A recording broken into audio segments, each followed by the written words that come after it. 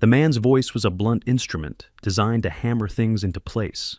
It was loud, heavy with the unearned confidence of rank worn like armor. He filled the doorway of the Strategic Operations Center, his bulk eclipsing the cold, blue-white light of the corridor behind him. His shadow fell across the central console, a tide of darkness that stopped just short of her feet. "Wrong room, sweetheart."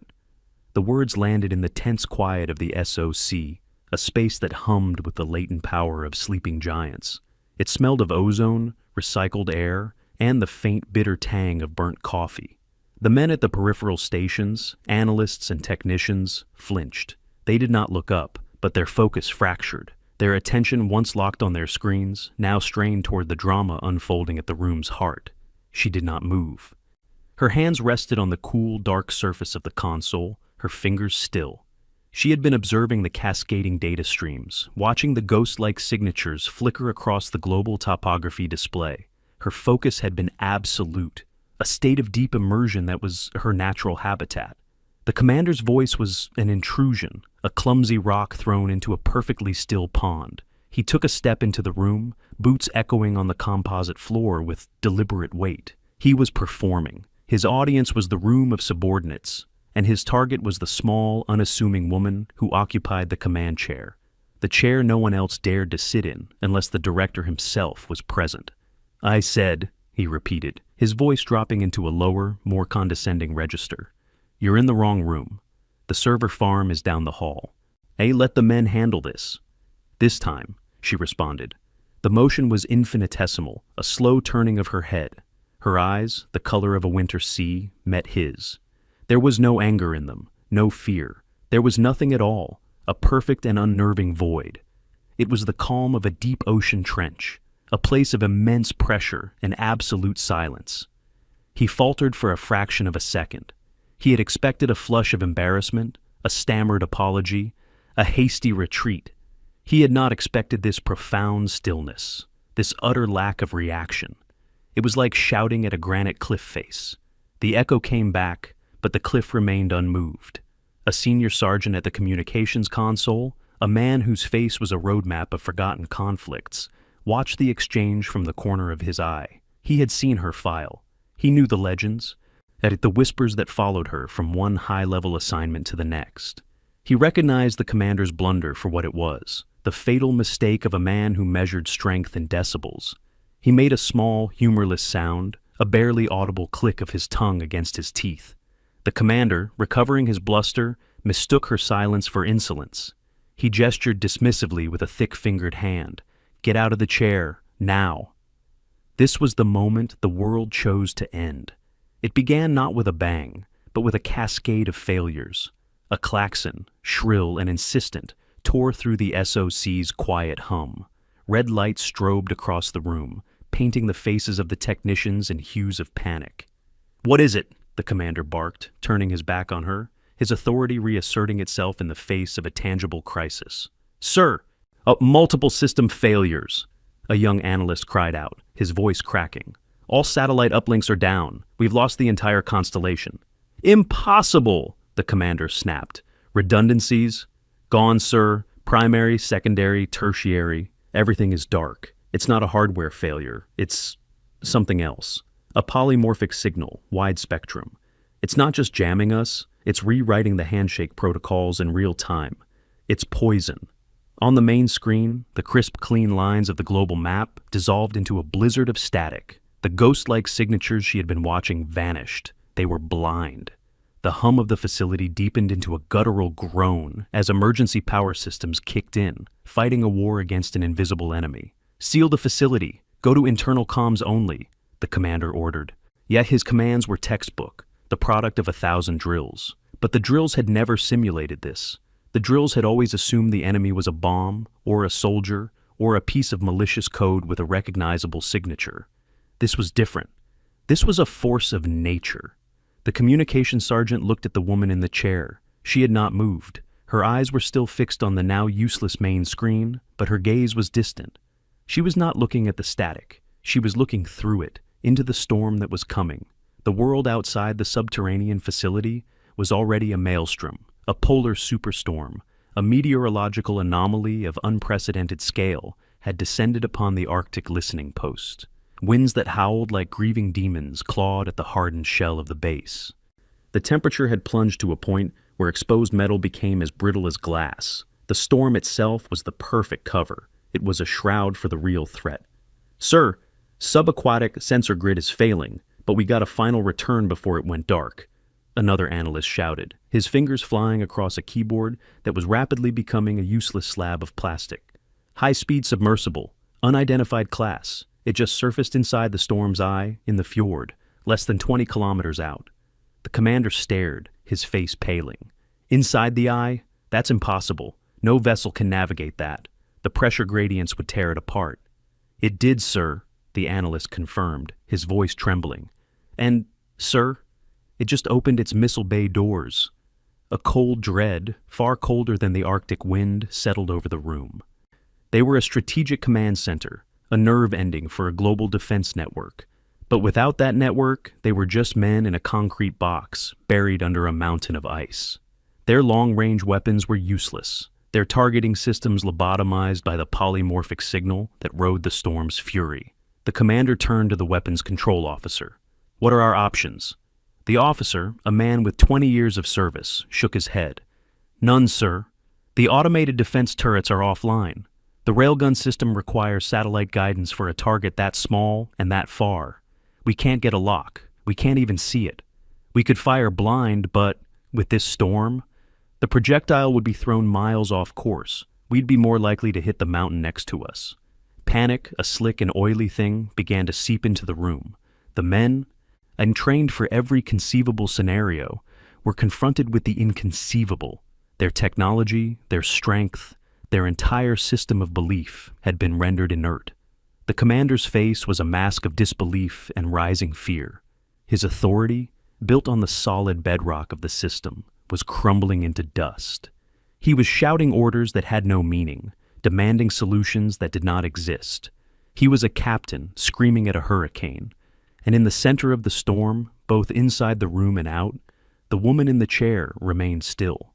Her stillness was not passive. It was the stillness of a predator that has already calculated the trajectory of its prey. It was the stillness of a master surgeon before the first incision. Her quiet was not an absence of sound. It was the presence of an immense focused gravity. She had not become this way by accident. Her discipline was forged in fire and loss. Years ago, in a different theater of war, she had been the junior analyst. Her mentor had been the commander, a man of brilliant, dazzling intellect. He was a visionary, the architect of the very systems that now lay in ruins around her. But his brilliance was tied to a fatal flaw, an ego that could not bear to be wrong. During a critical operation, a ghost signal had appeared, an anomaly the system could not explain.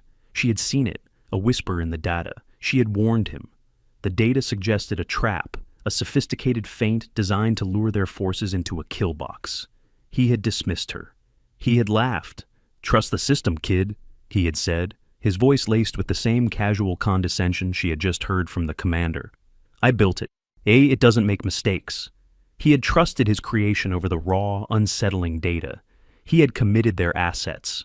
The trap was sprung. The losses were catastrophic. Her mentor, realizing his error in a final, horrifying moment of clarity, had died with his command. She had survived. And in the silent aftermath, surrounded by the wreckage of men and machines, she had made a vow. She would never again trust a system built by ego. She would never again allow the loudness of authority to drown out the quiet whisper of truth. She would master the fundamentals, the raw physics, the unforgiving mathematics that governed reality. She would become the system. Her mind would be the hardware, her discipline, the code. Her father, a legendary figure from the old wars, had taught her the first lesson. He was not a technician or an analyst. He was a scout, a man who read the wind and the stars.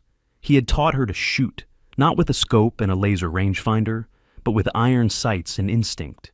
He taught her to feel the Coriolis effect in her bones, to read the mirage on the horizon, to understand the subtle drop of a bullet over 1,000 yards as an intimate conversation with gravity. "The tools can fail," he would say, his voice as quiet as the forest they moved through. "Your mind can't." She had taken his analog philosophy and applied it to a digital world. She spent years in academic seclusion, mastering disciplines no one thought to connect: quantum physics, atmospheric science, ballistics, chaos theory. She became the sole living expert on the manual override of the long-range kinetic engagement system, the very railgun that now sat useless and silent. The system was designed to be fully automated, a perfect weapon. But she knew that perfection was an illusion. She had insisted, against the objections of its designers, on the inclusion of a single, deeply buried manual interface. A useless relic, they had called it. A fool's errand. Now the fool's errand was the only hope they had. She finally moved. The motion was fluid, economical. She pushed herself back from the main console and stood. Her small stature seemed irrelevant, a mere vessel for the immense force of will she now projected. The panicked energy in the room seemed to bend around her, drawn into the orbit of her calm. "Sergeant," she said. Her voice was not loud, but it cut through the din like a shard of ice. It was a voice that did not request attention, but commanded it. Every man in the room, including the commander, had froze and turned to her. The communications sergeant was already on his feet. "Ma'am," he knew. He was the first to understand that the chain of command had just been rendered obsolete. Authority was no longer a matter of rank, it was a matter of competence. "Patch me into the railgun's environmental sensor suite," she ordered. "Directly, bypass the central processor. I want raw data only."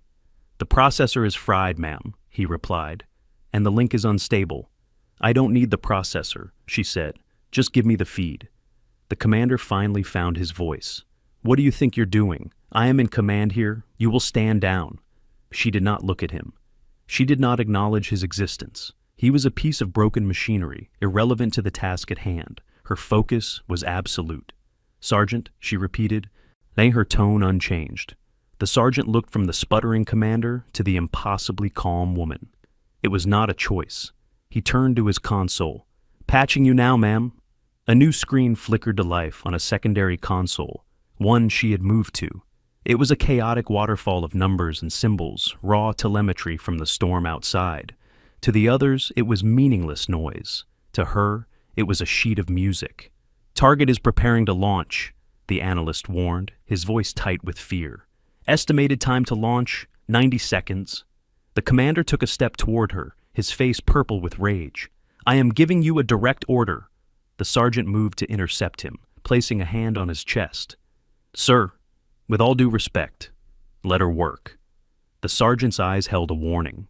The commander, for the first time, and seemed to realize he had lost control, not just of the situation, but of his own men. "Give me barometric pressure at 1,000, 5,000, and 10,000 meters, she said, her fingers dancing across the keyboard of the manual interface. She was not typing commands, she was writing equations. The sergeant relayed the data. "Ionospheric scintillation index, real time," she continued. "It's off the charts, ma'am." "I can see that," she said, a flicker of something almost like dry humor in her tone. "Give me the numbers." He read them out. She typed. The screen filled with complex calculations. She was building a dynamic, multi-layered atmospheric model in her head, a model that accounted for every variable the storm and the polymorphic signal were throwing at them. Wind shear, pressure pockets, electromagnetic lensing, gravitational lensing from the nearby mountain range, even the minute wobble of the Earth's axis. 60 seconds to launch. Her hands moved from the keyboard to a set of physical dials on the console, relics from a bygone era. They were the manual controls for the railgun's firing solution, elevation and azimuth. "What is she doing?" the weapons officer whispered in awe. "No one can make that shot. The variables they're infinite." "Not infinite," the sergeant murmured, his eyes locked on her. "Just complex." She was no longer just an analyst. She was a force of nature in her own right, a human mind matching the raw chaos of the storm with the pure, cold logic of mathematics. Each turn of the dial was a decision, a calculation refined to an impossible degree of precision. The weight of thousands of lives and the security of a continent rested on the delicate touch of her fingers. If you believe that true strength doesn't need to announce itself, you understand the silence that had now fallen over the room.